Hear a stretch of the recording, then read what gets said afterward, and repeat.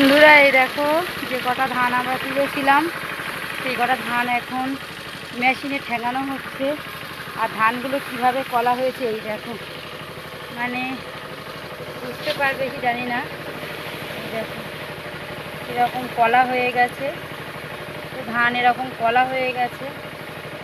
তো এখানে প্রচুর ধান এরকম কলা হয়ে গেছে, এখন রোদ্দুরে দেওয়া হয়েছে। তো এই দেখো সব এগুলো একদম কলা হয়ে গেছে। এদিকে এই ঠেঙানো চলছে, টানা রোদ্দুর, কিন্তু রোদ্দুর হলেও কষ্ট হলেও ধানগুলো ভালো থাকবে।